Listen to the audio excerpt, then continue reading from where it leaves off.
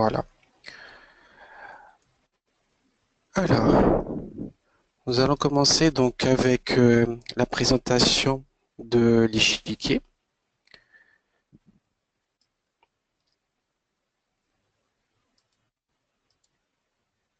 Voilà, l'échiquier est composé donc de 64 cases, 32 cases blanches et 32 cases noires. Ces cases forment des colonnes. Donc nous avons ici en jaune la colonne B, mais aussi des rangées. Donc la rangée numéro 4 en vert et aussi des diagonales. Donc en rouge par exemple, l'une des plus grandes diagonales de l'échiquier. Pour se situer donc sous l'échiquier, on utilise donc des lettres qui sont en bas, de A jusqu'à la lettre H, et des chiffres de 1 jusqu'au chiffre 8. Donc ça nous permet de nommer chacune des cases. Exemple, la case donc F3, c'est la case verte, donc d'abord la lettre F et le chiffre 3. La pièce ici, qui se nomme donc le roi, se trouve donc sous la case E1. Nous allons passer donc à la présentation des pièces et au placement de ces pièces sur l'échiquier. Alors nous avons donc le placement des pièces qui est assez simple si on imagine que ce sont deux châteaux qui vont s'affronter sur le champ de bataille qui s'appelle donc l'échiquier. Dans un château, comme je dis souvent à vos enfants, dans un château il y a les tours dans les croix. Donc on va mettre, comme dans un vrai château, des tours dans chaque coin de l'échiquier. Voilà. Ensuite, à côté des tours, dans les vrais châteaux, il y a les écuries. Donc on va mettre les pièces qui ressemblent à des chevaux, qui ont une tête de cheval, donc, mais qu'on appelle des cavaliers. Donc on aura un cavalier à côté de chaque tour. Voilà. Ensuite, nous avons cette pièce-là, qui est une petite croix au milieu, qui s'appelle donc le fou. Le fou, c'est le clown, c'est le bouffon qui amusait toute la cour royale au Moyen Âge. C'était aussi le plus proche conseiller donc du roi et de la dame. On les place à côté des cavaliers, puisque maintenant on va placer après la dame et le roi. On place d'abord la dame avec sa couronne. Si nous avons une dame blanche, elle se placera sous la case blanche. Et si nous avons une dame noire, elle se placera sous la case la plus foncée. Et à côté, donc, il y a le roi qui se place donc entre sa dame et le conseiller, donc le fou. Donc le roi, c'est la pièce qui a la petite croix donc sur la tête. Et devant, nous avons donc les remparts du château, donc un pion devant chacune des pièces. Voilà notre château qui est construit.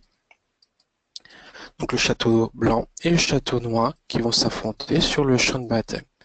Il est très important de retenir cette idée, puisque cela va nous permettre de bien sortir nos pièces tout à l'heure, qu'on verra donc l'ensemble des déplacements des pièces.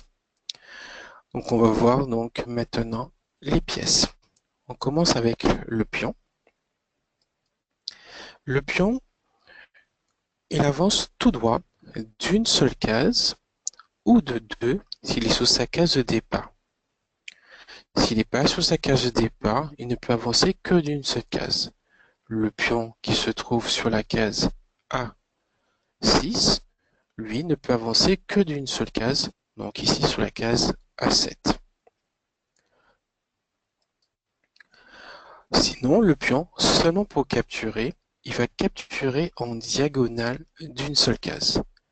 Le pion blanc, sous la case F5, peut avancer tout droit, ou il peut capturer soit le pion noir en G6, soit le pion noir en E6. Donc pour capturer, je prends la place de la pièce que je capture. Et ensuite, le pion, évidemment, pourra toujours avancer donc tout droit d'une seule case. Le pion ne recule jamais, c'est la seule pièce qui ne recule pas. et il ne peut pas avancer s'il y a une pièce devant lui, que cette pièce soit blanche ou noire.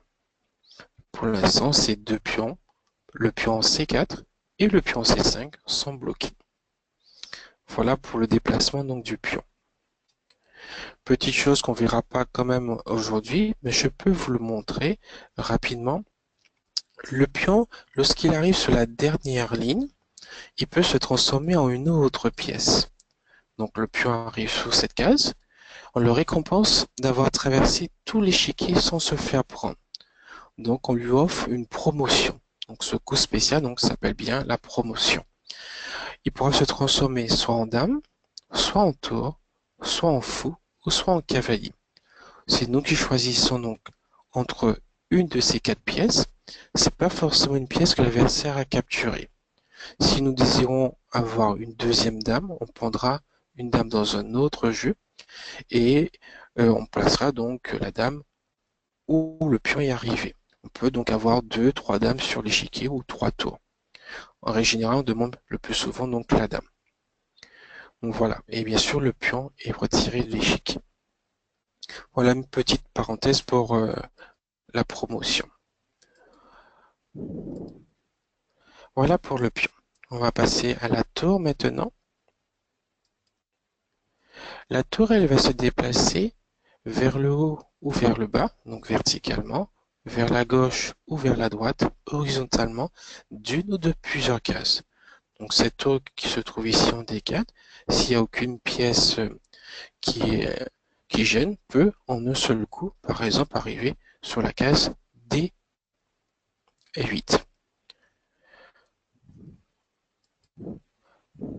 Pour capturer, donc la tour va capturer de la même façon qu'elle se déplace. Donc la tour blanche qui se trouve sur la case G7 peut par exemple capturer donc le pion qui se trouve donc en E7 en prenant toujours donc sa place. Donc voilà pour la tour, elle peut avancer comme reculer. Toutes les pièces peuvent reculer sauf le pion. Nous voyons maintenant le fou. Le fou, lui, va se déplacer en diagonale. Diagonale, donc on traverse les cases par les coins. Nous avons donc deux fous. Un fou qui va se déplacer sur les diagonales noires et un autre fou qui va se déplacer sur les diagonales blanches. Pour capturer, il capture de la même façon. Donc le fou situé sur la case F3 peut capturer soit le pion ou soit la tour. Et lorsqu'on capture, on prend la place de la pièce qu'on capture. Voilà.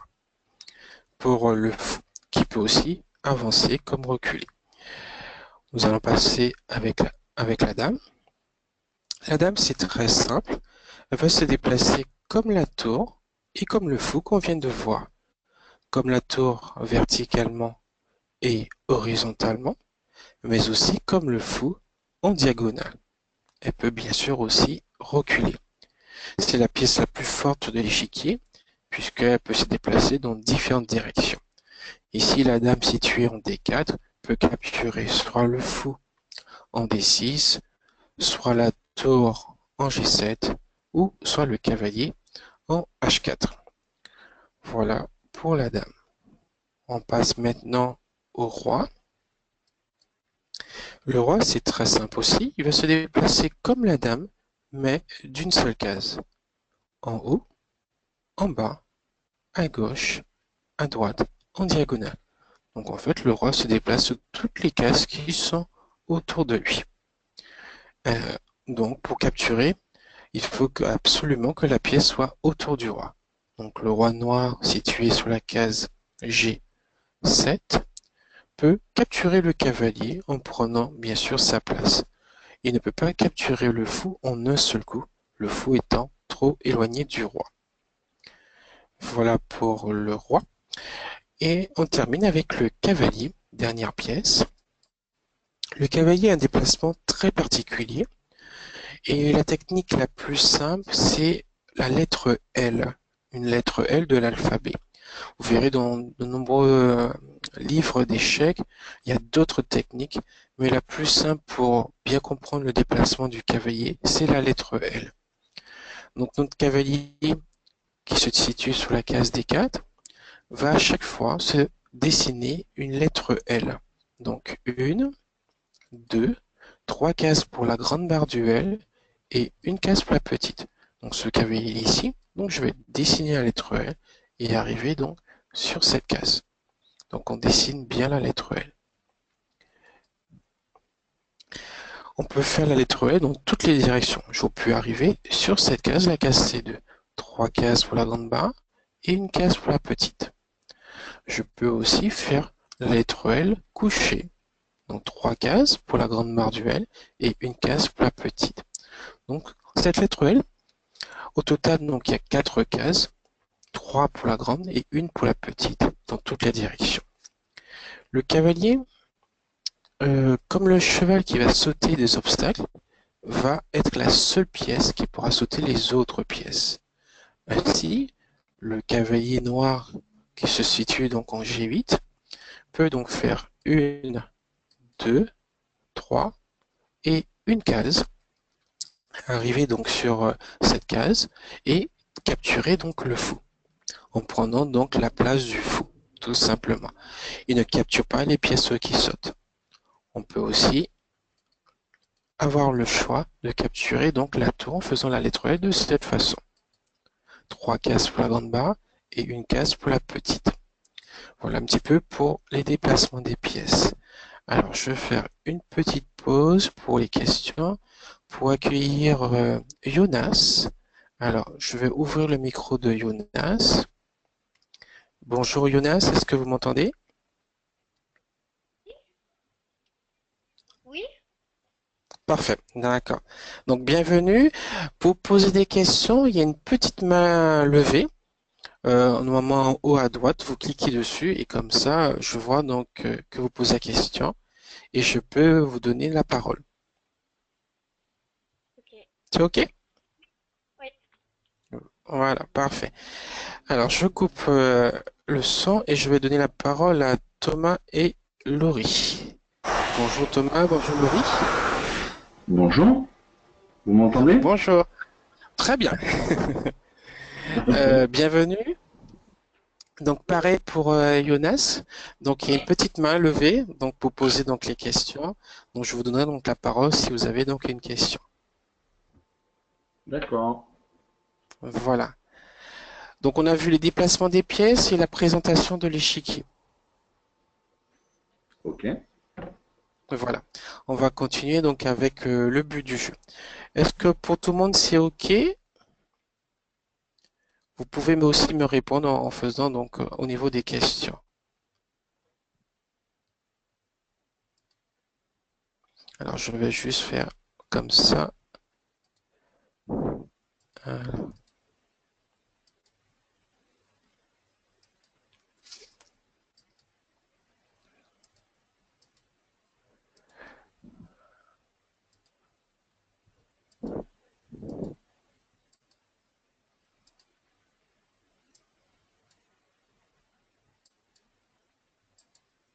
Alors j'essaie de donner la parole, mais ça fonctionne pas tout. Euh,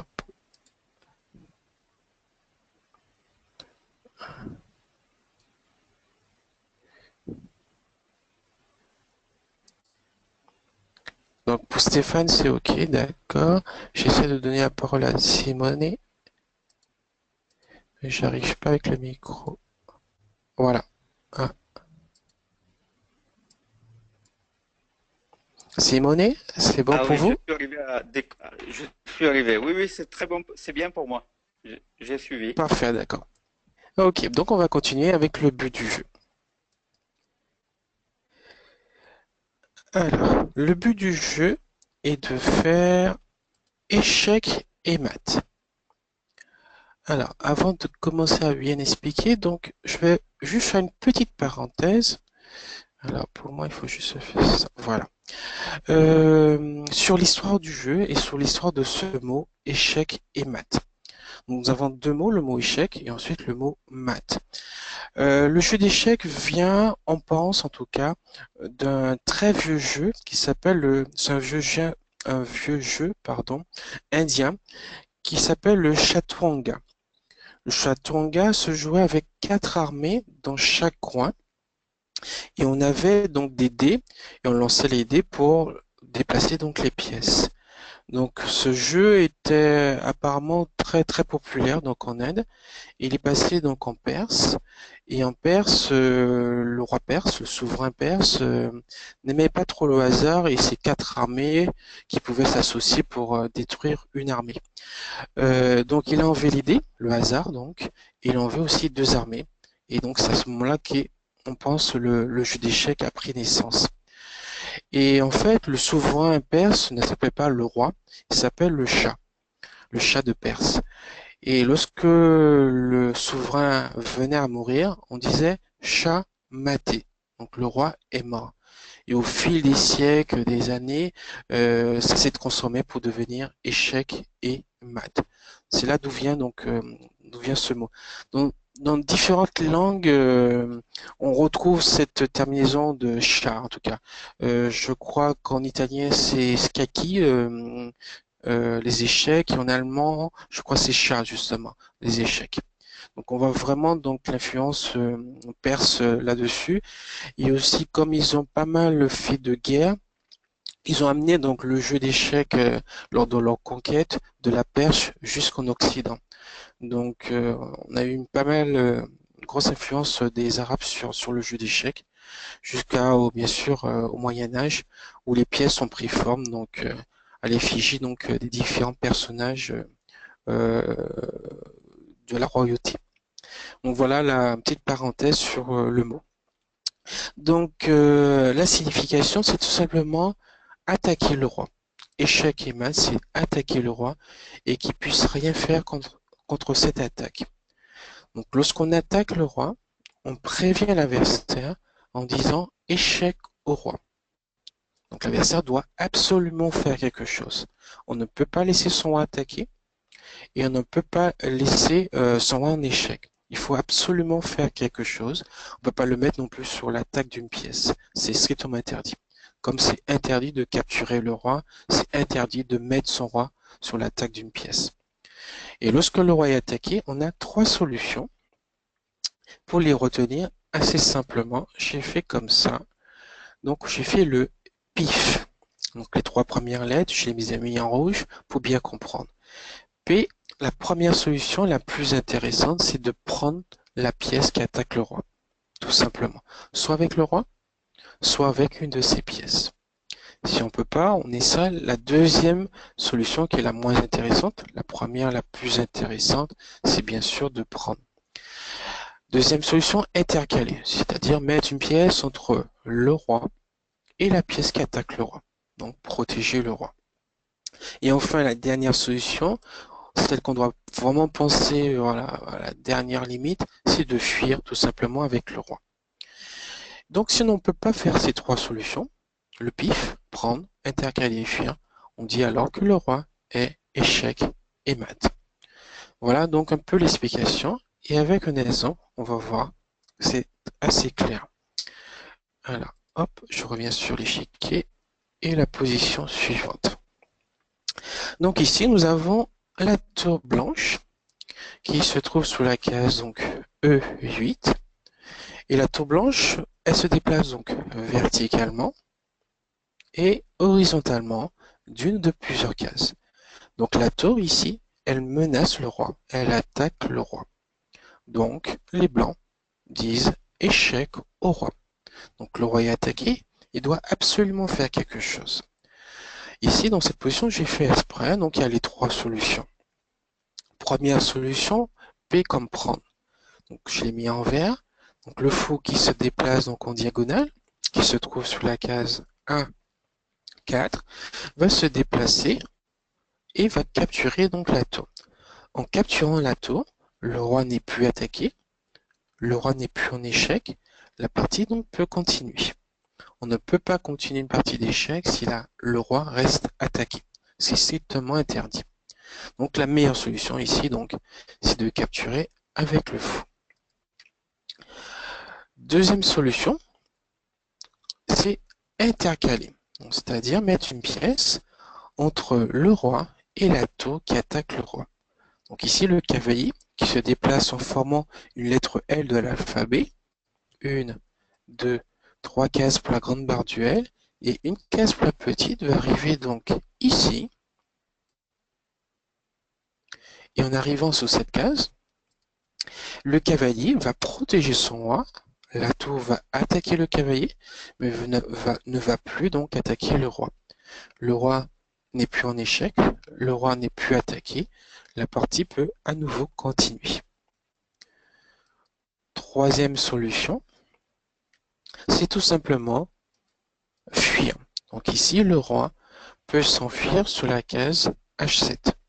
S'il essaie de fuir en H8, il va toujours rester attaqué par la tour, puisque la tour se déplace horizontalement.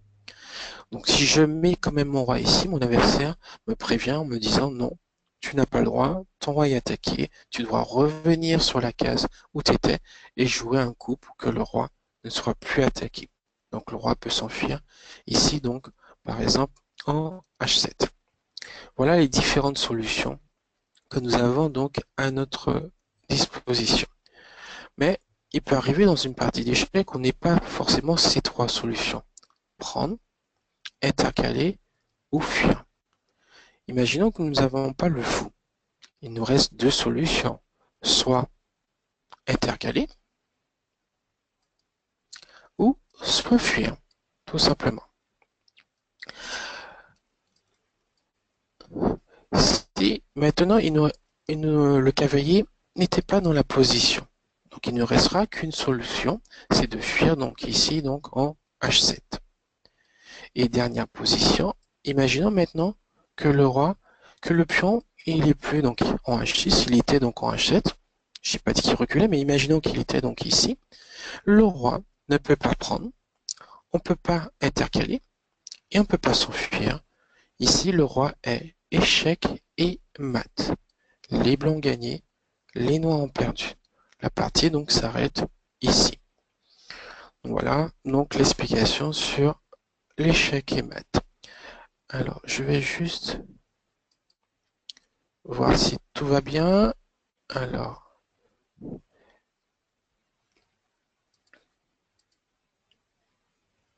s'il n'y a pas de questions.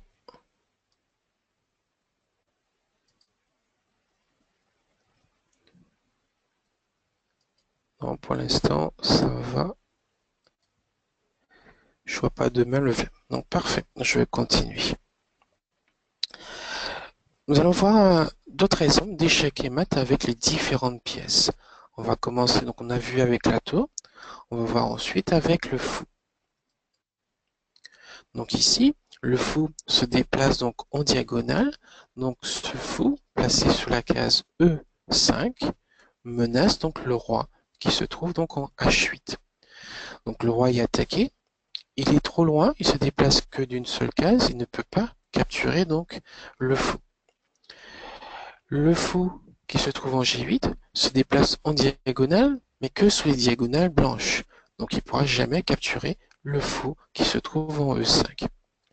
Le pion, lui, il avance tout droit d'une case ou de deux cases s'il est sous sa case de départ, et seulement pour capturer, il va en diagonale d'une seule case. Donc il ne peut pas capturer, bien sûr, le fou. Donc on ne peut pas prendre. Deuxième solution, intercaler. Le pion, il ne peut pas aller sur le côté pour protéger son roi du fou. Et le fou ne peut pas aller tout droit pour protéger donc le roi. Donc on ne peut pas protéger, on ne peut pas intercaler. Il nous reste donc fuir. Le roi se déplace dans toutes les directions mais d'une seule case. Il n'y a qu'une seule case de libre, c'est celle-ci. Mais le roi sera toujours attaqué par le fou. Donc le roi noir est échec et mat. Donc un exemple avec le fou. Voyons avec la dame. La dame, placée sous la case D7, menace donc le roi qui se trouve en D8. La dame se déplace comme la tour verticalement et horizontalement, et aussi comme le fou en diagonale d'une ou de plusieurs cases. Donc la dame menace le roi verticalement. Donc le roi noire ne peut pas capturer la dame, puisque si elle capture, si le roi capture, pardon, l'autre roi, le roi blanc, va l'attaquer. C'est interdit, on ne peut pas laisser son roi attaquer. Donc le roi noir ne peut pas capturer la dame. Nous n'avons pas d'autres pièces noires pour capturer la dame, ni pour protéger donc le roi. Donc il reste que fuir. Donc le roi a différentes cases autour de lui. Si il s'enfuit en E8, il sera attaqué par la dame en diagonale. De même sur la case C8. Il ne peut pas s'enfuir non plus en C7, il sera attaqué par le roi blanc et par la dame blanche qui se déplace horizontalement. Et pareil pour la case donc E7, attaqué par la dame. Donc le roi ne peut pas s'enfuir, ne peut pas intercaler, ne peut pas prendre.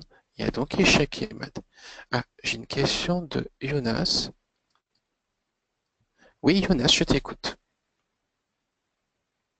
J'ai une question. Pourquoi c'est toujours les blancs qui commencent? Ben en fait, c'est une règle qu'ils ont mis en place. Dans les tournois d'échecs, on fait un tirage au sort pour savoir qui est-ce qui a la couleur blanche. Juste pour vous donner une idée, il y a une ouverture qui s'appelle la Défense française qui a été jouée en 1800, je pense 1848 à peu près. C'était des Français qui rencontraient des Anglais. Ils ont joué une certaine ouverture la toute première fois à cette époque. Et en fait, ils avaient joué avec les pièces blanches, mais ils ont laissé quand même les noirs commencer. Mais à cette époque-là, on pouvait encore choisir. Mais depuis quelque temps, on a laissé vraiment une règle très simple. C'est les blancs qui commencent et on choisit donc par tirage au sort la couleur.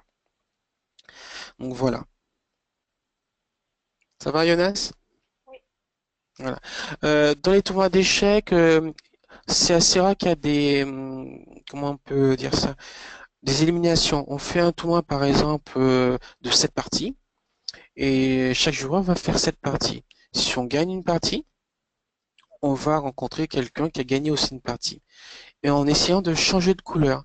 C'est-à-dire, si la première partie, on a eu les blancs, normalement, la deuxième partie, on a les noirs. On peut avoir 2 fois de suite la même couleur, mais jamais 3 fois de suite. Voilà. Donc, ça semble assez équilibré pour les couleurs. Voilà. C'est bon. Alors, je continue donc sur le budu. Donc, nous avons vu un exemple avec la dame. On va voir maintenant avec le cavalier. Alors, le cavalier se déplace donc en formant la lettre L. Donc, il va attaquer le roi en faisant aussi la lettre L. Donc, 1, 2, 3 cases pour la grande barre du L et une case pour la petite. Donc, le cavalier ainsi placé en C2 menace bien le roi. Donc, le roi est en échec. Le roi est attaqué. Donc, il doit absolument faire quelque chose. Alors, par contre, le cavalier, comme je vous l'ai dit, est la seule pièce qui peut sauter les pièces. Donc on ne peut pas se protéger contre le cavalier puisqu'il saute les pièces. Donc on peut soit prendre le cavalier qui nous attaque ou soit fuir.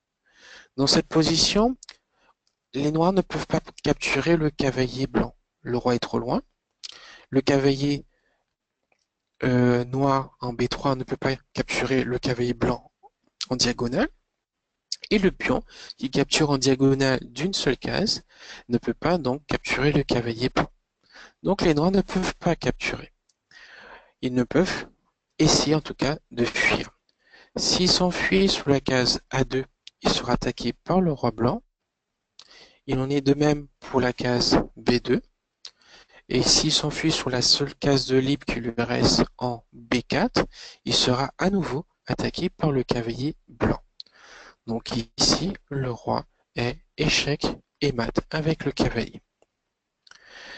Et dernier exemple avec le pion. Donc ici, le pion se déplace, rappelez-vous donc tout droit d'une seule case. Et pour capturer, seulement pour capturer, il capture en diagonale d'une seule case. Donc le pion attaque le roi, mais pas le fou. Il ne peut pas avancer tout droit parce qu'il y a une pièce devant lui, mais ici, le pion, il attaque le roi. Donc le roi est en échec, Le roi ne peut pas capturer donc ce pion dans cette position, puisque s'il essaie de capturer ce pion, il sera attaqué par la tour blanche qui se déplace horizontalement, qui va donc l'attaquer. Donc il ne peut pas prendre. Le pion noir en H7 ne peut pas capturer sur les côtés. Le fou se déplace en diagonale, il ne peut pas capturer tout droit. Donc on ne peut pas prendre. On ne peut pas protéger le roi en mettant une pièce, il n'y a pas de place. Et le roi ne peut pas s'enfuir. Aucune case de libre. Donc ici, le roi est échec et mat. Donc voilà pour le but du jeu, qui est de faire échec et mat. Est-ce qu'il y a des questions avant de continuer sur un coup spécial?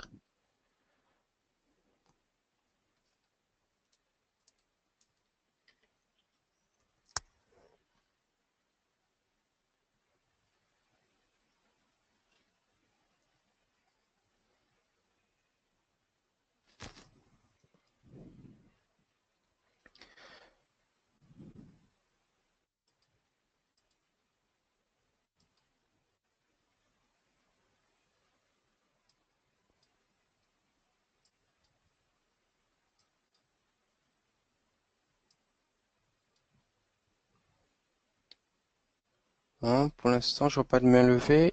Ben, je vais continuer. Alors, nous allons voir un coup spécial particulier qui s'appelle donc le rock. Alors, je vais hop, le montrer ici. Donc, le rock, ça s'écrit donc R-O-Q-U-E. Nous avons deux types de rock, le petit rock et le grand rock. Alors, le rock, c'est un coup spécial pour protéger donc le roi. Donc, c'est très important. Au tout début du jeu d'échecs, ça n'existait pas en fait le rock. On a inventé ce coup pour accélérer le jeu. On met le roi à l'abri, donc ainsi le roi se trouve protégé et on peut sortir beaucoup plus rapidement donc les pièces. De même, le pion qui avance de deux cases, ça n'existait pas avant. On avançait le pion que d'une seule case. Mais ces règles remontent bien sûr à très très longtemps. Je suis incapable de vous dire à quelle époque donc ils ont fait ces nouvelles règles. Donc, voyons voir le roc. Donc, c'est un coup spécial pour protéger donc le roi. Et c'est un coup spécial, on va jouer deux pièces, le roi et la tour concernée. Donc, le roi va jouer de deux cases seulement pour faire ce coup, parce que d'habitude, il se déplace que d'une seule case. Et en même temps, la tour va sauter par-dessus le roi et va se retrouver de l'autre côté. Donc, ici sur la case F1.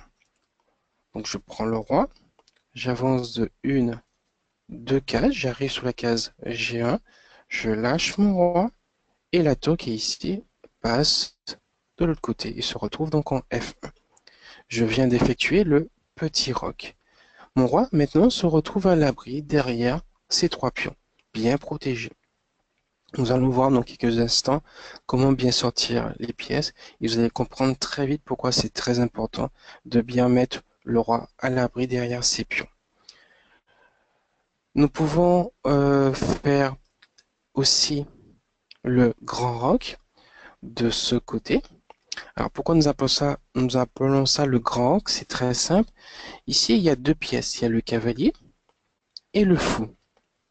Donc, il y a seulement deux pièces à sortir, il y a seulement deux cases entre le 7 tours et le roi. C'est pour ça qu'on appelle ça le petit roc. Alors que de ce côté, nous avons en plus du cavalier et du fou, ici, il faut bien sûr sortir la dame. Donc, le grand roc. Mais pour faire le grand roc, on fait exactement pareil que pour le petit. Donc, une, deux cases pour le petit roc et la tour passe de côté. Je vais faire le grand roc pour les noirs.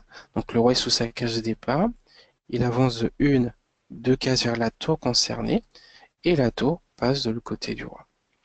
Dans les parties d'échecs, donc 80% des parties d'échecs, on fait plus souvent le petit roc parce qu'il est très important de mettre le roi à l'abri très rapidement.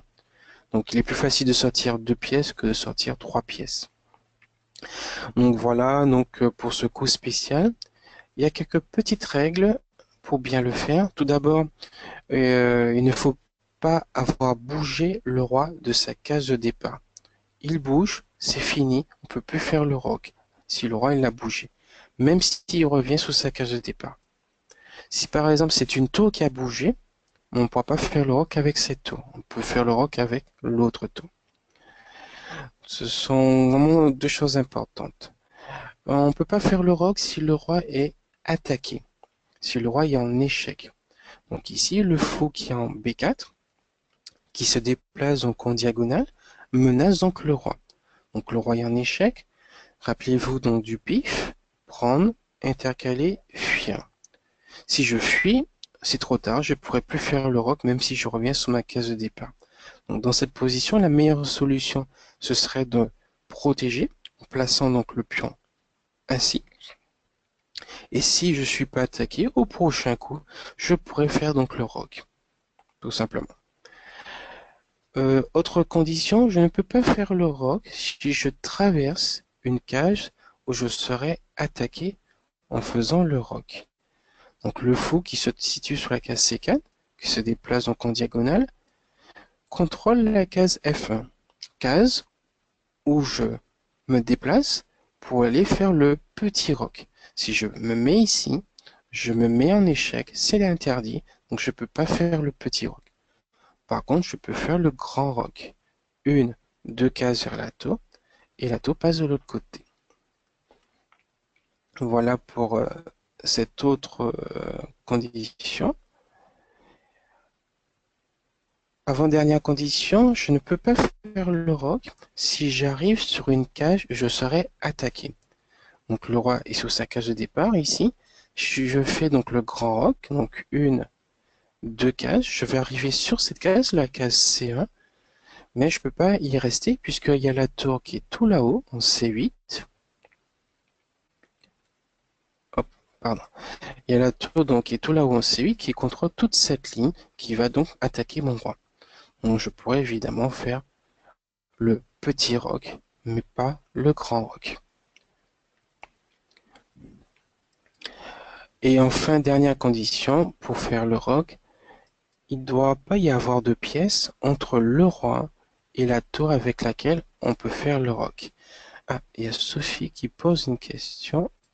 Alors, je vais regarder.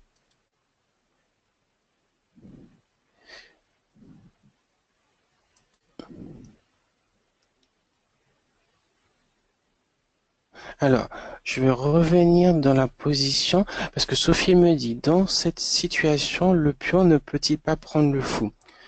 Alors, je vais revenir à la question. Hop, hop, voilà, c'est cette position. Dans cette position dont je disais que le pion peut avancer donc ici en C3 pour protéger donc le roi contre le fou. Et je disais donc si le roi n'est pas attaqué, je pouvais faire le roc. Et Sophie me posait la question si le pion en C3 pouvait donc capturer le fou avant de faire le petit roc. C'est tout à fait possible si les noirs laissent le fou donc en B4. Imaginons que le roi fasse le petit roc. À ce moment-là, c'est à mon tour de jouer. Au lieu de faire le petit roc, je peux évidemment capturer donc le fou en diagonale d'une seule case. Le pion avance tout droit, mais seulement pour capturer. Donc je capture en diagonale d'une seule case. Et après, bien sûr, le pion continue. Et si je ne suis pas attaqué, bien sûr, je peux encore faire le petit roc. Donc voilà. Ah, est-ce que le pion en B2, d'accord. Je vais juste me revenir. Alors, Sophie me pose la question, est-ce que le pion en B2 peut capturer le fou en B4? Donc ce pion qui est ici en B2 peut être capturé en B4. Ben non, même s'il peut avancer de deux cases, il est sur sa case de départ, euh, le pion ne capture pas tout droit, il capture seulement en diagonale d'une seule case. Donc c'est comme si, par exemple, j'avais une pièce devant moi, je ne peux pas avancer avec le pion. Donc ce pion qui est là ne peut avancer que d'une seule case. C'est seulement pour capturer qu'il va en diagonale. Donc il ne peut pas capturer donc, tout droit. Donc voilà. J'espère avoir répondu à la question de Sophie.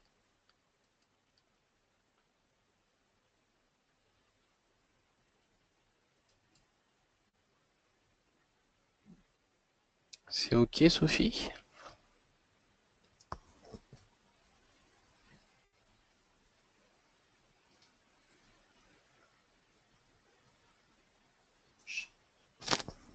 Donc Sophie me pose la question, mais pour la première fois, peut-il se déplacer en deux cases? Chaque pion de sa case de départ peut avancer de deux cases. Il a toujours le choix entre une et deux cases. Imaginons que j'avance un pion de deux cases, mon adversaire joue. Si j'ai un autre pion qui est sur sa case de départ, je peux aussi avancer de deux cases. C'est pas seulement un seul pion. Chaque pion, les 8 pions au départ, s'ils souhaitent, ils peuvent avancer de deux cases. On a toujours le choix. Dès qu'on a avancé le pion, il ne peut avancer que d'une seule case.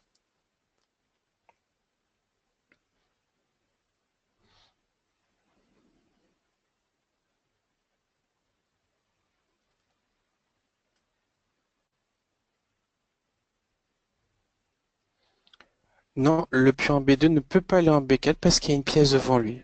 Le pion ne peut pas avancer s'il y a une pièce devant lui. Que ce soit un pion qui est juste devant ou un pion qui a deux cases s'il doit avancer de deux cases.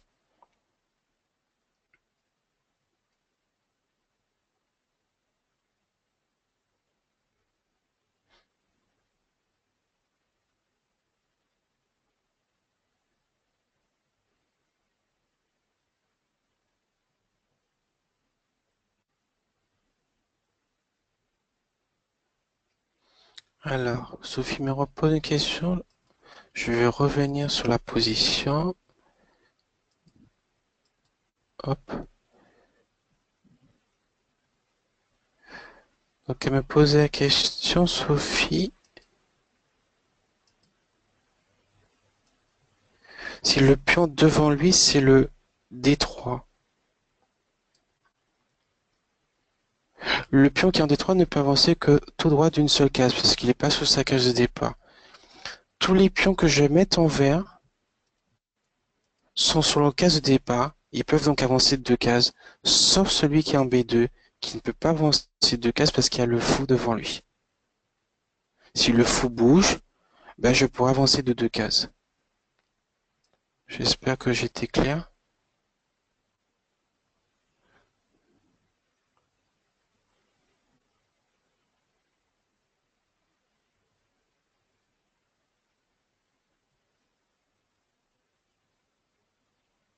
Même pour le prendre. Même pour le prendre, le pion ne capture qu'en diagonale d'une seule case. Même s'il est sur sa case de départ, il veut capturer une pièce en diagonale, ce sera toujours d'une seule case.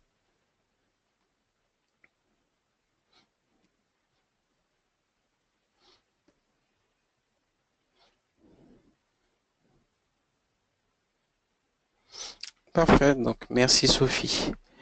Nous allons continuer. Donc nous avons vu donc le rock et les différentes conditions. Alors je me remets sous participant. Ah, je vérifie quelque chose. S'il n'y a pas d'autres questions.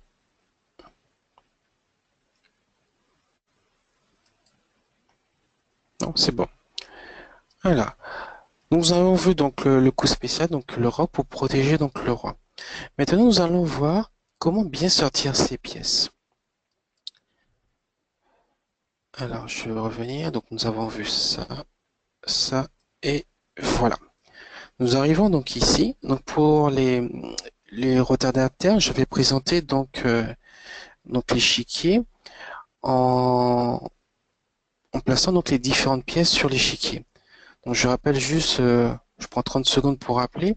Donc, il faut imaginer que ce sont deux châteaux qui s'affrontent, le château blanc et le château noir, sur le champ de bataille qui s'appelle donc l'échiquier.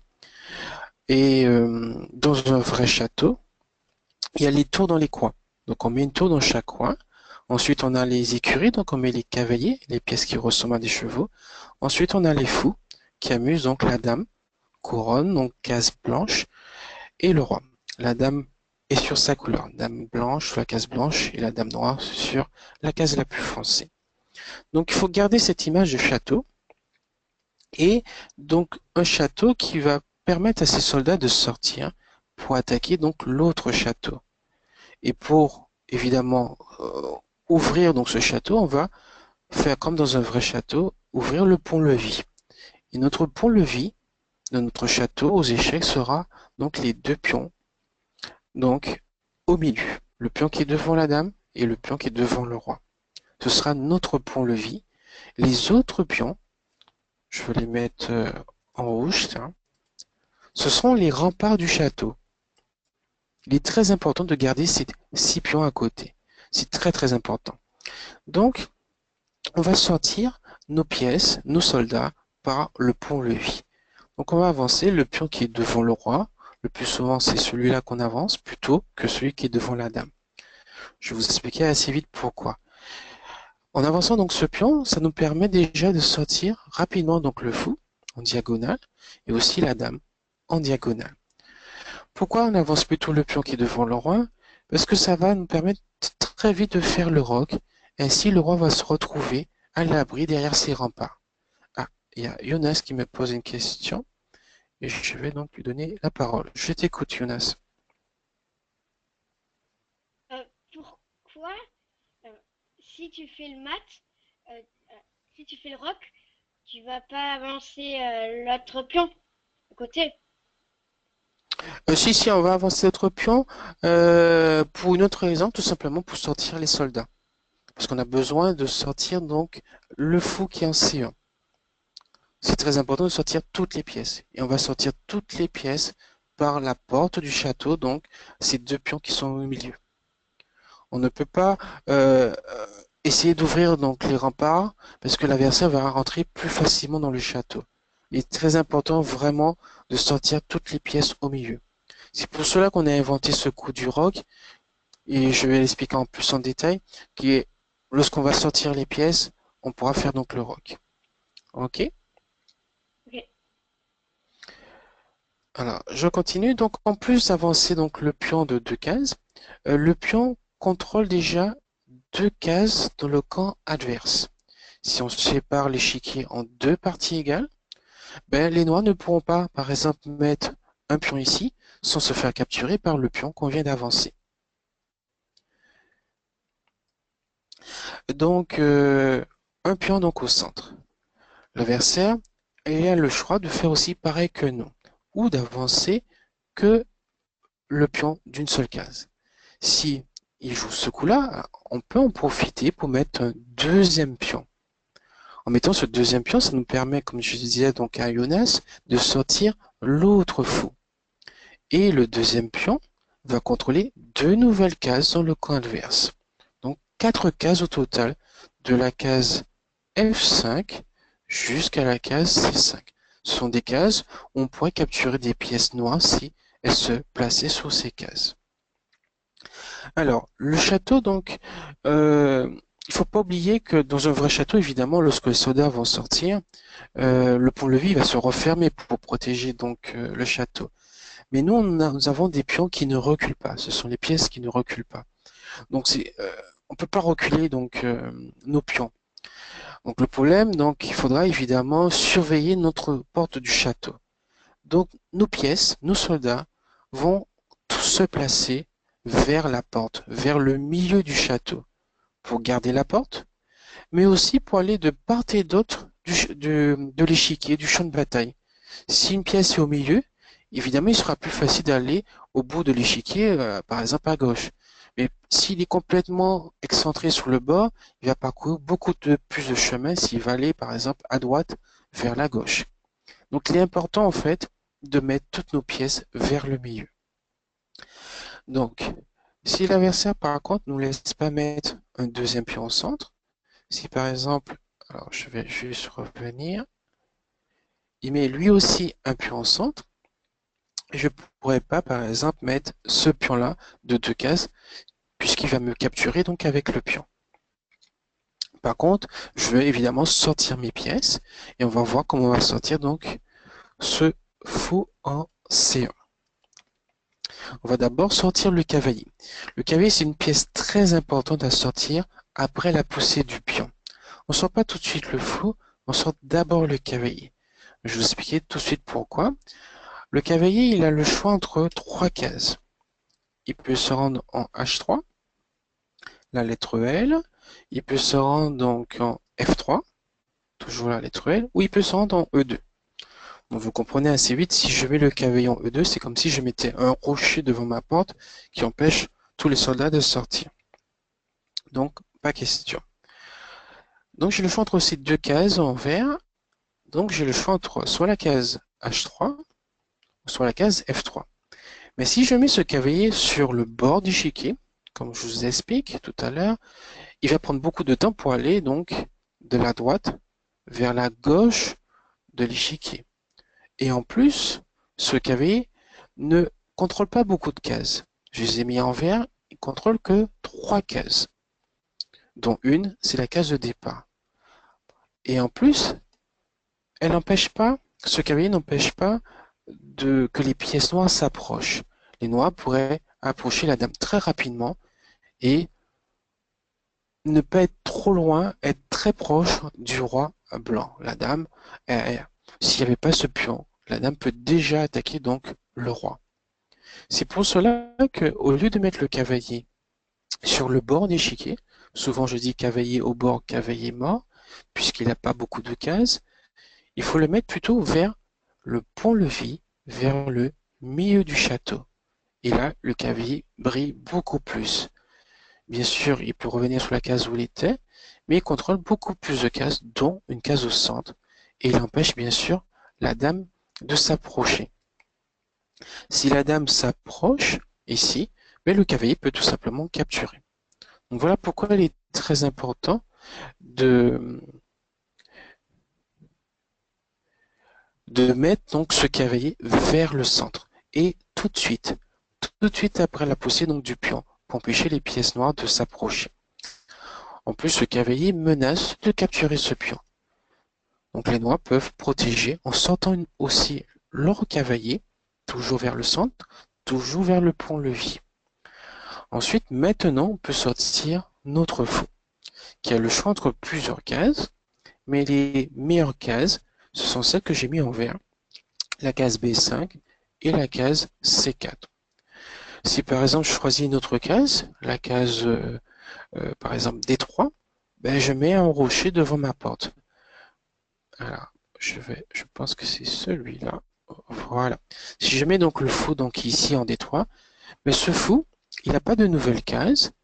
Il avait toujours une, deux, trois, quatre, 5 cases où il peut se déplacer.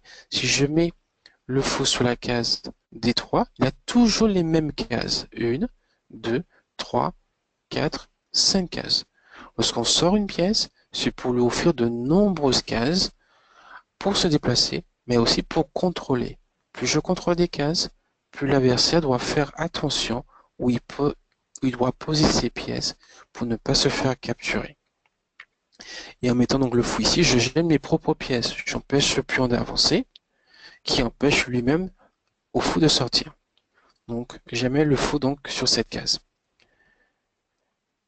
Donc, on va privilégier soit la case en C4, qui est l'une des meilleures cases ici, puisqu'on contrôle en fait ces 5 cases, plus encore d'autres cases sur toutes ces diagonales. Plus on contrôle les cases, mieux c'est donc. Les noirs, s'ils font par exemple le fou donc ici, en D6, donc c'est un mauvais coup, ça gêne aussi donc le pion. Je continue avec le développement des pièces, donc je sors par exemple je fais mon roc, pardon, donc je peux déjà au bout de 4 coups, je vais reprendre, je vais aller un peu trop vite, donc j'ai sorti mon pion, j'ai sorti ensuite mon cavalier, ensuite le fou, donc ça fait déjà 3 coups, et au 4e coup, je peux déjà faire le roc et mettre mon roi à l'abri. C'est une position très solide. Si j'ai ce cavalier ici, si j'ai mes 3 pions alignés et ma tour ici, même un joueur très fort, même le champion du monde ne peut pas vous gagner, tant que ces pions, ce cavalier et cette tour restent ici. La seule façon de gagner un joueur, c'est de faire bouger le cavalier ou de faire bouger les pions, ou même la tour. À ce moment-là, on peut gagner plus facilement. Mais cette structure est très très solide. C'est pour cela que je conseille beaucoup à vos enfants de faire donc le roc. Après, pour sortir les autres pièces, on va avancer donc le pion qui est devant la dame d'une seule case. Pas de deux, parce que ça va évidemment être capturé. Ce qui me permet après de sortir le fou. Bien sûr, le cavalier, il peut sauter et venir toujours vers le centre. Ah, j'ai une question de Jonas. Oui, Yona, je t'écoute.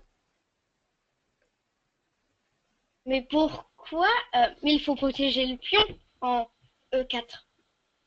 Oui, bien sûr, il faut protéger le pion E4. On va le protéger, par exemple, en jouant le cavalier, qui viendra donc en C3, ou je peux aussi euh, le, protéger le pion en poussant ce pion-là en D3, puisque le pion est capturé en diagonale.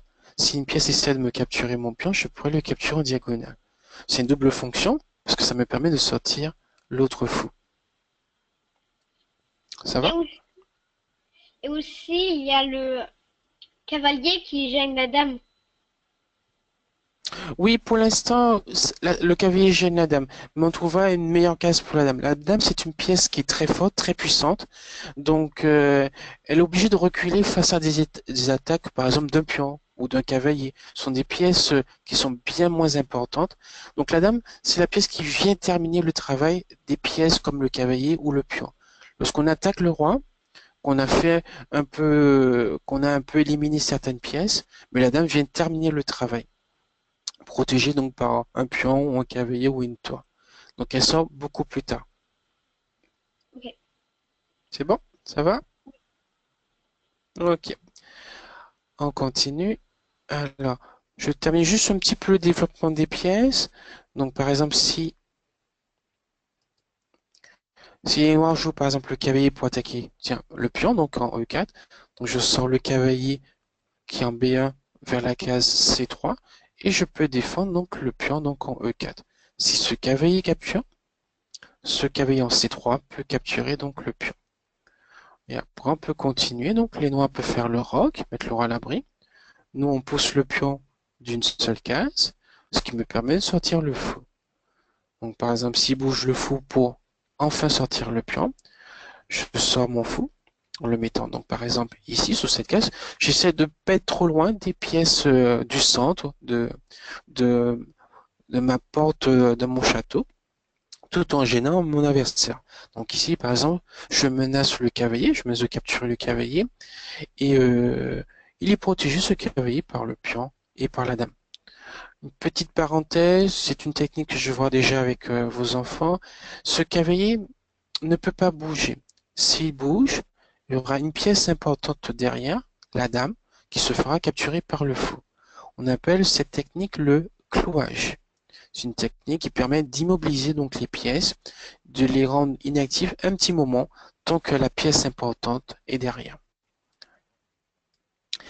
Voilà, et je pense que c'est un peu tout. Donc si par exemple les noirs jouent le pion pour sortir le fou, nous on pourra bouger la dame pour permettre au tour de venir vers le milieu du château.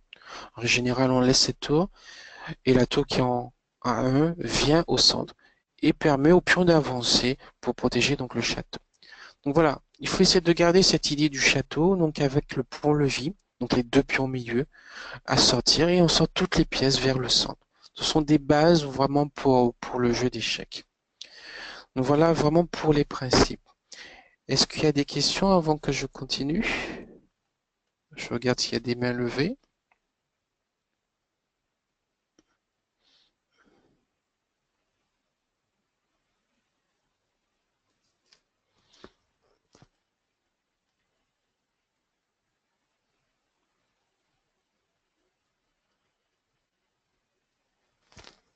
Ah, Sophie me pose une question.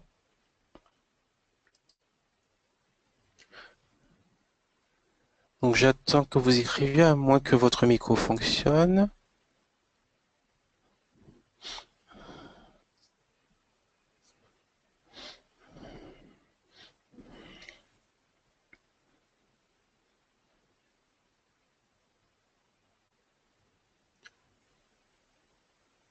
Oui, Sophie me pose la question, est-ce qu'on peut bouger le cavalier sans bouger le pion devant? Oui, le cavalier est la seule pièce qui peut sauter les autres pièces. Donc ça a l'avantage qu'au premier coup, dès le premier coup, on peut jouer le cavalier. C'est la seule pièce qui peut sauter, en faisant donc toujours la lettre L.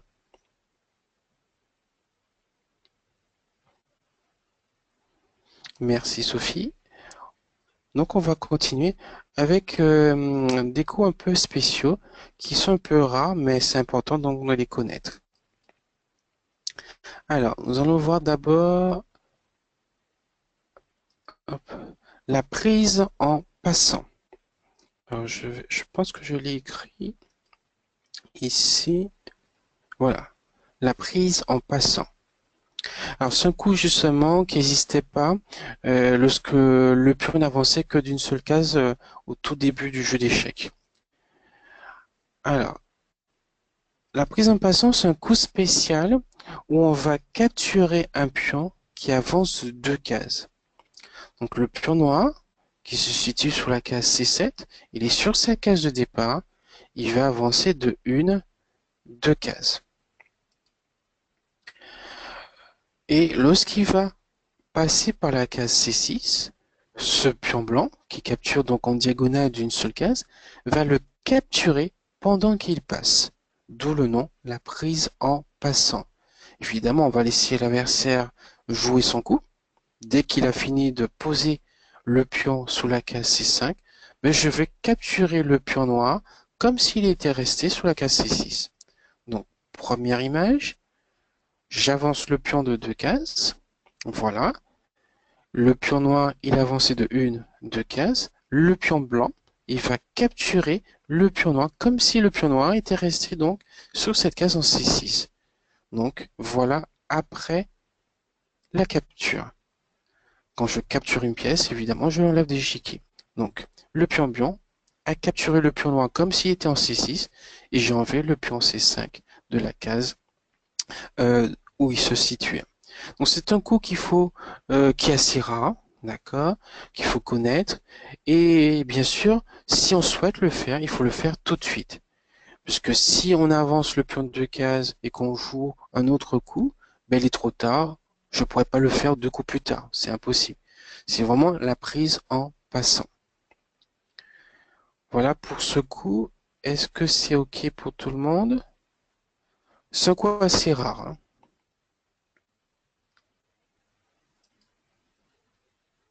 Donc, je vois pas de main levée.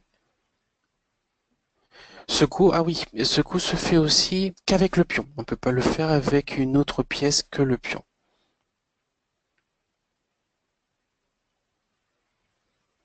Donc, pas de questions. OK, je continue. Nous allons voir une autre notion qui s'appelle donc, on va rentrer dans le cas où une partie d'échecs peut se terminer par une partie nulle. Donc, premier cas, je ne vais pas rentrer dans tous les détails, donc, mais un cas qui est important, c'est donc le PAT. Donc, ça s'écrit P-A-T. Et lorsqu'il n'y a pas suffisamment de pièces, donc aussi on peut avoir donc partie nulle. Donc, je vais montrer quelques exemples. Donc ici, dans cette position, nous avons donc une dame blanche qui se trouve donc en F7, un roi blanc en H1 et un roi noir sur la case donc H8. Et dans cette position, c'est au noir de jouer. Les noirs ne sont pas attaqués, il n'y a aucune pièce qui attaque, mais le roi ne peut pas bouger sans être attaqué par la dame. Si le roi se déplace ici, il sera attaqué par la dame en diagonale. S'il se déplace ici en H7, il sera attaqué par la dame horizontalement. De même sur la case G7. Donc le roi, il n'est pas attaqué, c'est très important, il n'est pas en échec, il ne peut jouer aucun coup possible. Ni lui, ni aucune de ses pièces, ici il n'y en a pas. Donc on dit que le roi est patte et on déclare partie nulle. Donc il n'y a pas de gagnant. Dans un tournoi d'échecs, on donnerait donc un demi-point à chaque joueur. Lorsqu'on gagne une partie, on a un point. Lorsqu'on fait match nul, on a la moitié d'un point. Et si on perd, on a 0 point. Je vous montre un autre exemple de patte avec un peu plus de pièces. Ça arrive très souvent en fin de partie. C'est assez rare au début de la partie, puisqu'au début de la partie, on peut bouger beaucoup de pièces.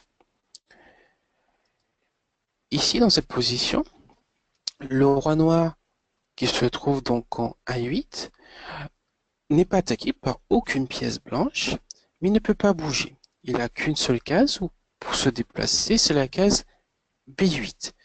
Mais s'il se place ici, il sera attaqué par le fou. Donc il ne peut pas se mettre sur cette case, donc il ne peut pas bouger. On va vérifier les autres pièces. Les pions. Le pion qui est en H5, il ne peut pas bouger, il ne peut pas avancer parce qu'il y a une pièce devant lui. Donc il est bloqué. Il n'a rien à capturer, donc il ne peut pas se déplacer. Il en est de même pour le pion qui est en B6, qui est bloqué, il ne peut pas avancer. Il y a le pion blanc en B5 qui le gêne. Pareil pour le pion en B7 qui est bloqué par le pion en B6, il ne peut pas donc bouger. Donc les pions ne peuvent pas se déplacer, le roi ne peut pas se déplacer, il me reste le fou. Le fou, il n'a qu'une seule case pour se déplacer en diagonale, c'est ici en B8. Mais si je déplace ce fou en B8, il y a la tour blanche située donc en A4 qui va attaquer le roi.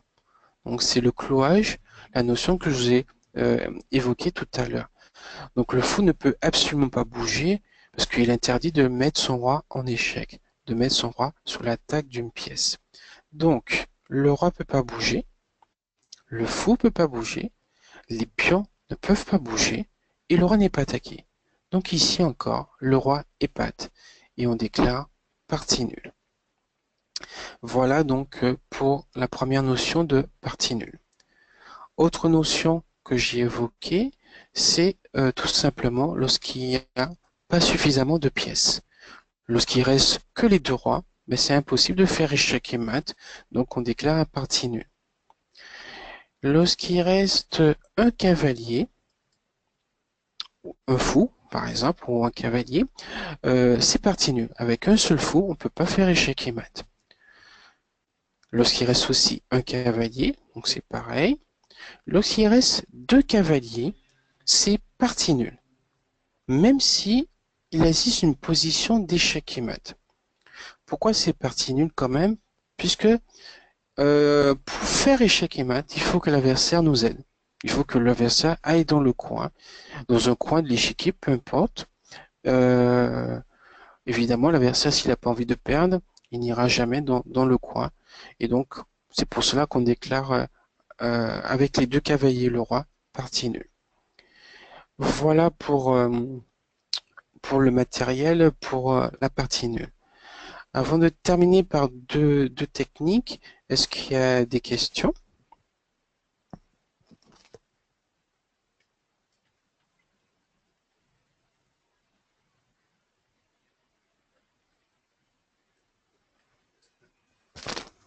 Il y a Simonet qui veut me poser une question. Alors, je vais lui donner la parole. Voilà. Simonet, je vous écoute. Oui, moi, j'ai pas très bien compris ce qu'on appelle clouage. Est-ce que ça... Ah, le clouage. Alors, je vais juste chercher la position rapidement et je vais vous montrer un exemple.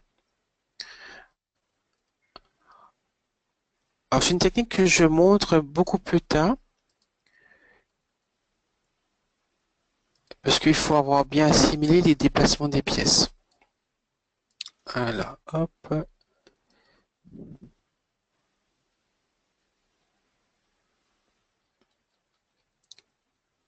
Voilà.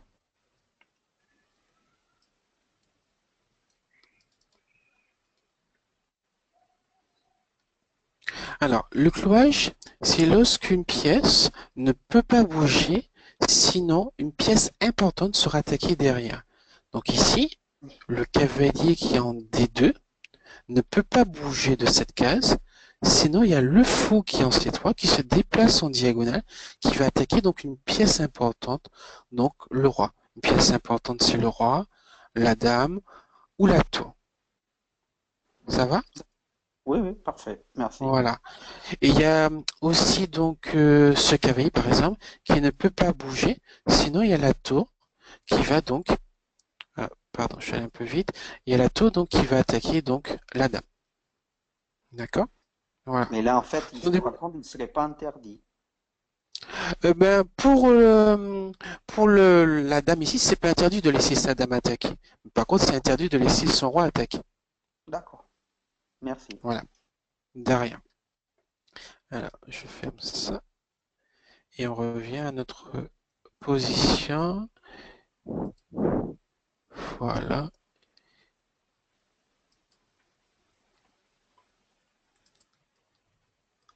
Donc, pas de questions, c'est bon. Alors, je vais passer à une technique que j'apprends souvent à vos enfants.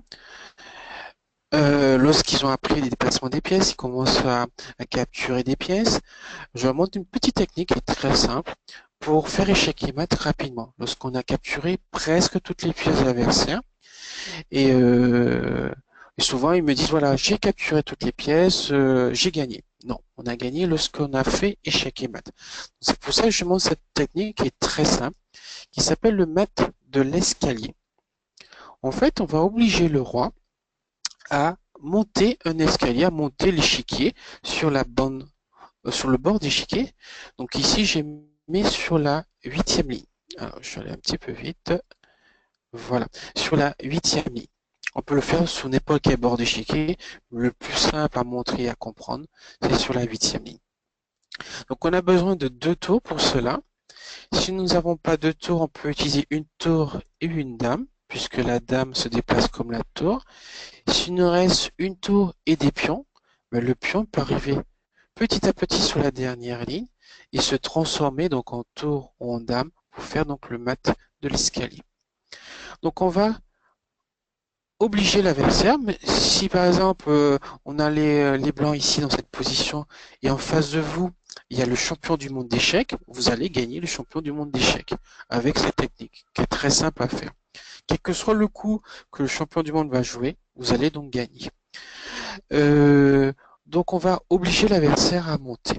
Avant de monter, donc on va d'abord l'empêcher de descendre. Donc on va mettre une tour sur la 3e marche de l'escalier, sur la 3e rangée. Ainsi le roi ne peut pas descendre. Sinon il sera attaqué, il sera en échec. Pour l'instant, il n'est pas obligé de monter, il peut aller à gauche ou à droite. S'il est malin, s'il est assez fort, il va essayer de s'approcher de votre tour pour essayer de la capturer. Donc le roi il s'approche de la tour. Maintenant que on a placé donc la tour sur la 3e marche, on va placer maintenant l'autre tour. On va utiliser l'autre tour, la tour de gauche, et on va monter l'escalier. On va monter donc sur la 4e rangée. Ainsi, le roi est attaqué sur la 4e marche. Il ne peut pas descendre, il est obligé de monter. Vous allez remarquer que le roi va monter en diagonale pour essayer de s'approcher vers la tour. Maintenant, j'ai utilisé la tour de gauche. Je vais maintenant utiliser la tour de droite. Comme si je montais un escalier, un pied après l'autre. Donc la tour de droite monte sur la 5e marche de l'escalier. Faisant donc échec au roi. Le roi est obligé de sortir la 5e.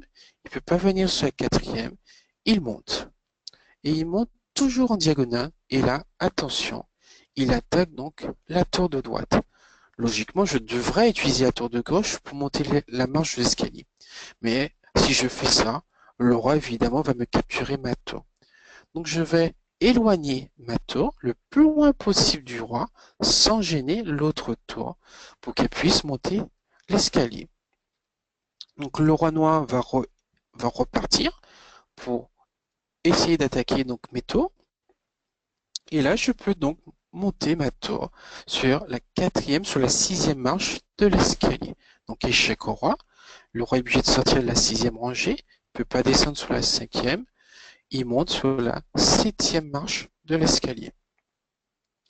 Maintenant, autour de la tour de droite, 7e rangée, le roi est attaqué sur la 7e rangée. Il ne peut pas descendre sur la 6e. Il est obligé de monter sur la 8e marche de l'escalier.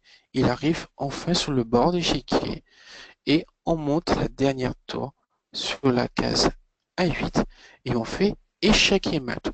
Le roi est obligé de sortir de la 8e, il ne peut pas donc descendre sur la 7e à cause de l'autre tour et bien sûr il ne peut pas sortir de l'échiquier. Il y a donc échec et mat. C'est un mat voilà, qui est vraiment très simple et beaucoup de vos enfants le pratiquent assez facilement dès qu'ils commencent à comprendre qu'on peut le faire très simplement. Ça se fait en quelques secondes. Alors, il y a Sophie qui me pose une question. Alors, je vais ouvrir. Hop. Non.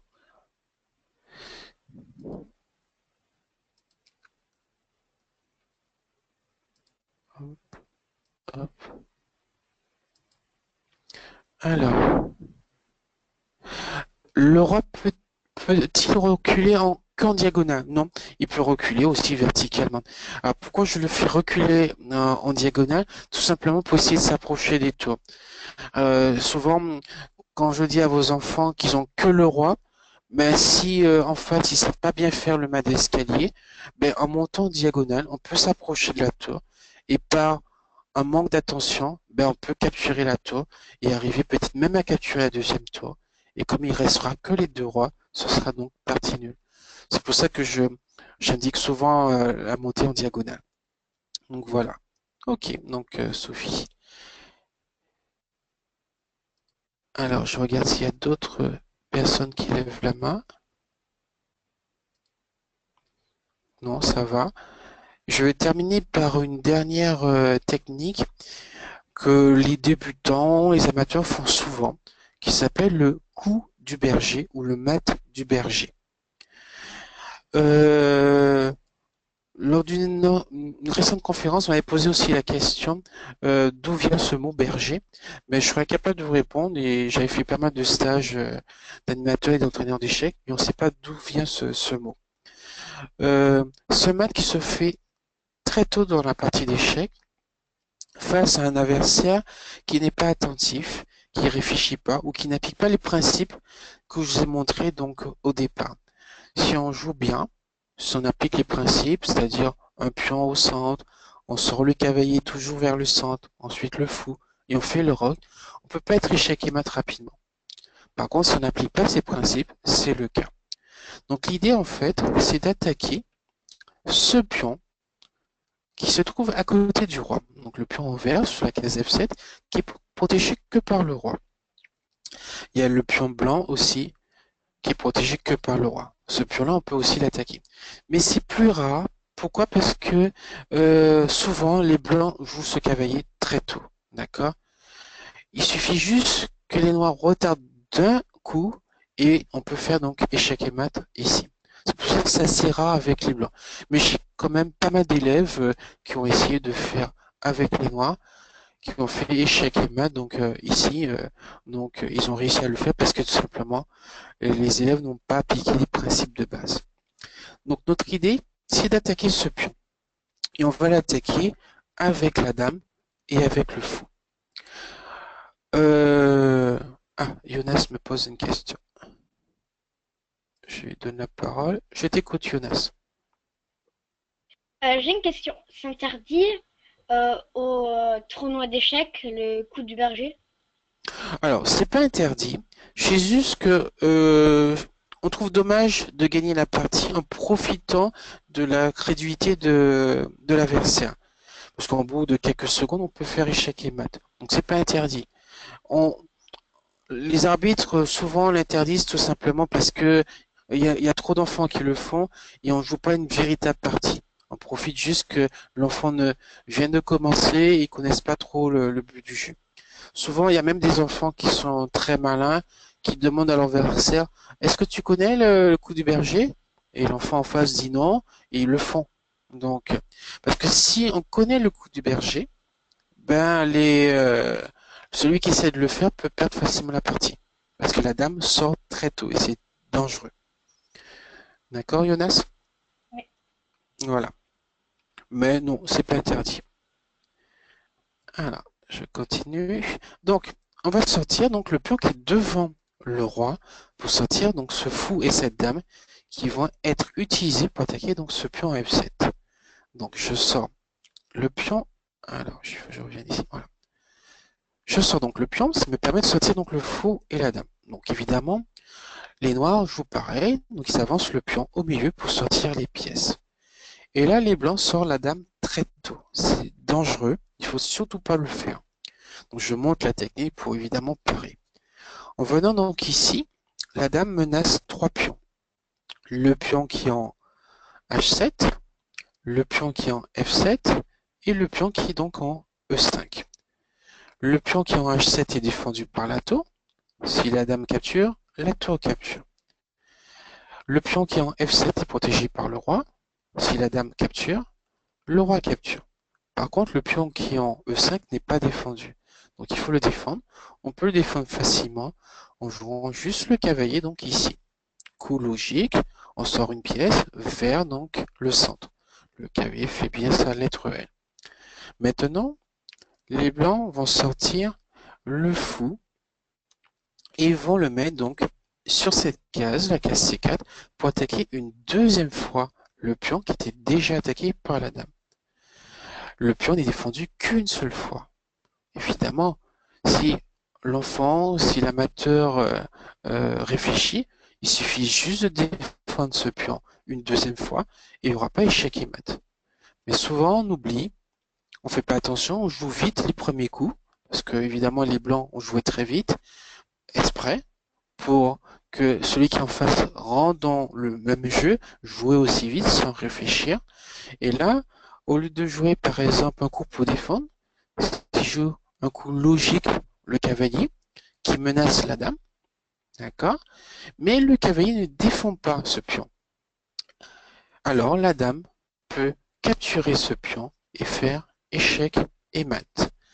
Le roi ne peut pas capturer la dame, sinon il sera attaqué par le fou. Aucune pièce noire, il y en a de nombreuses pièces autour, ne peut capturer ces dames.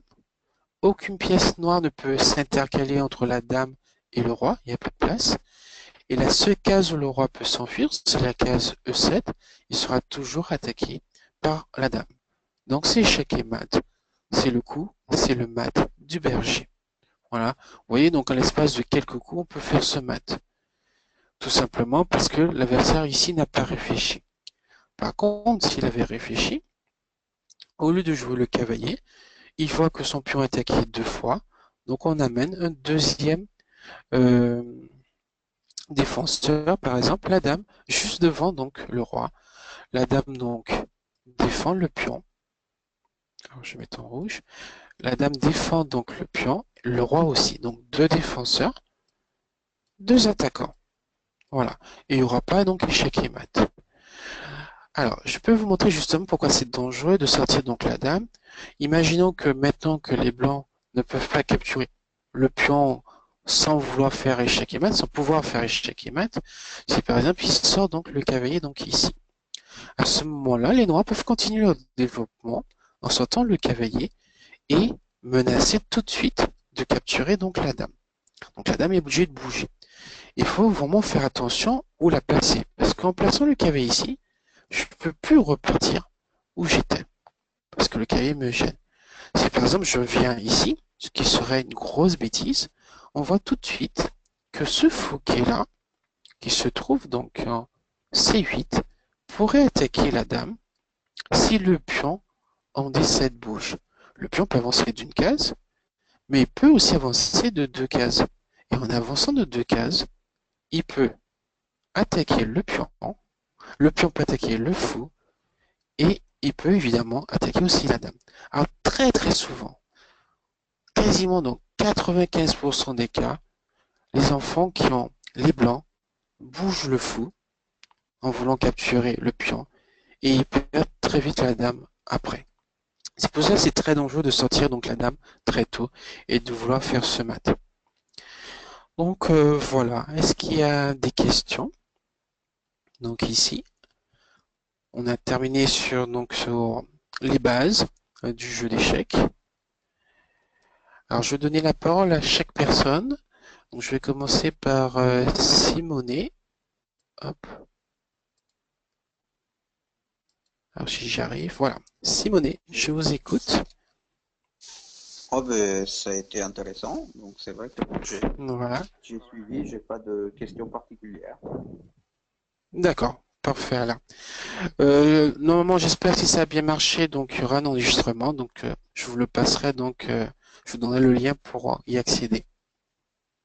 Merci. Voilà. Alors, je vais donner la parole à Stéphane.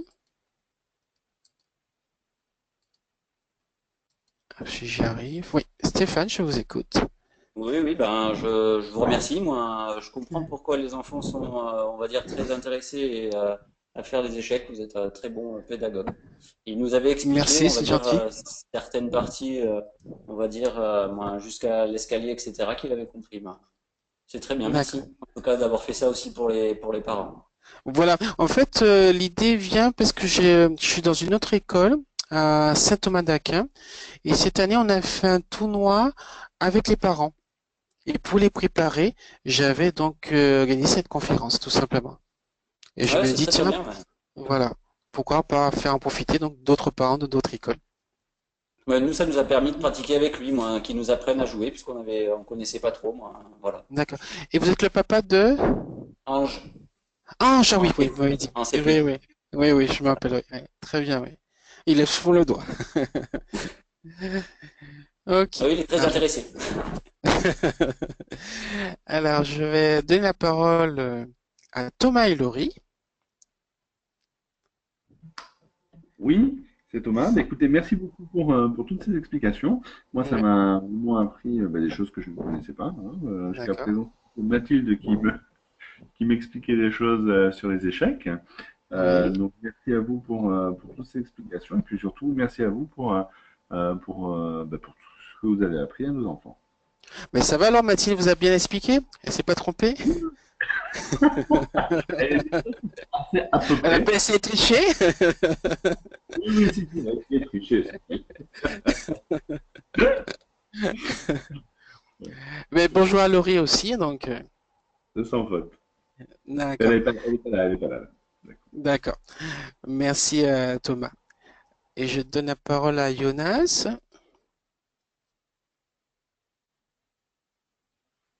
Oui, C'est bon. Oui, Jonas, ça a été? oui, Toi, tu très connaissais bien. tout? Oui. Oui. Papa et maman étaient avec toi ou pas? Hmm, D'accord, ok. De toute façon, ils auront l'enregistrement donc aussi. Voilà. Alors, je vais euh, voir si Sophie a des questions parce qu'elle n'a pas de micro. Alors, Sophie me dit merci beaucoup pour ces notions de base. Je comprends maintenant pourquoi Baptiste veut continuer à jouer aux échecs. Alors, Baptiste, ah oui, en CP. C'est un nouveau, il était pas l'année dernière, c'est ça? Si je me trompe pas. Parce que j'ai plusieurs Baptistes. Oui, c'est ça. Oui, parfait. D'accord. Oui, il a appris cette année, donc c'était pas évident pour lui de rattraper parce que ceux qui étaient dans sa classe, donc avaient fait déjà en grande section. Donc, mais il a bien rattrapé son retard et il s'amuse bien. Il faut le poser. Et donc, les échecs lui permettent de se poser, de se canaliser un petit peu. Donc, voilà. Oui, elle me dit c'est ça. Donc voilà, je vais clôturer donc ici.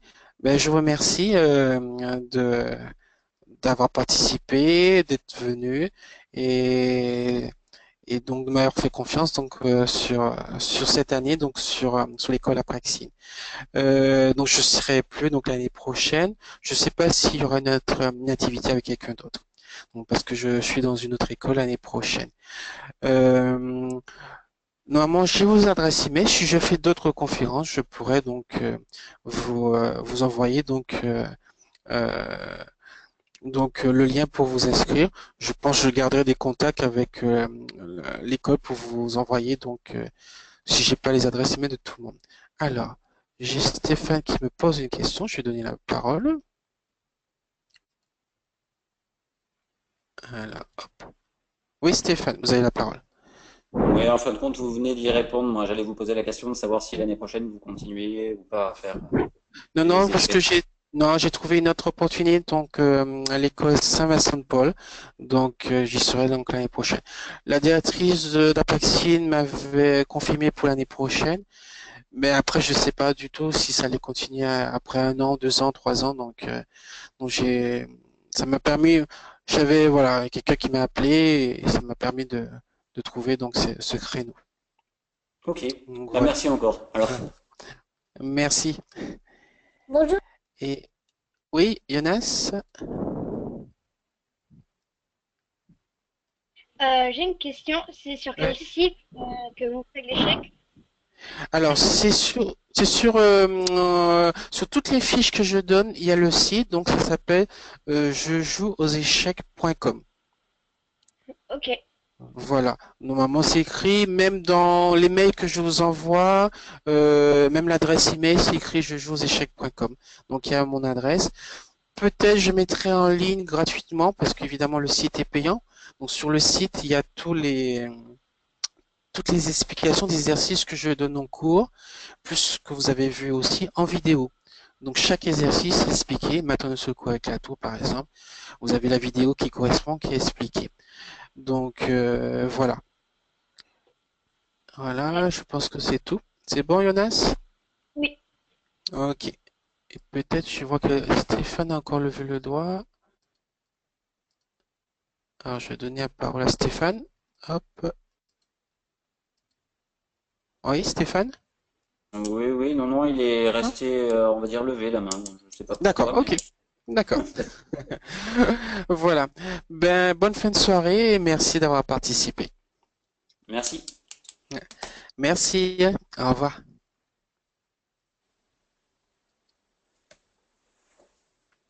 C'est dommage qu'il y soit plus l'année prochaine, hein.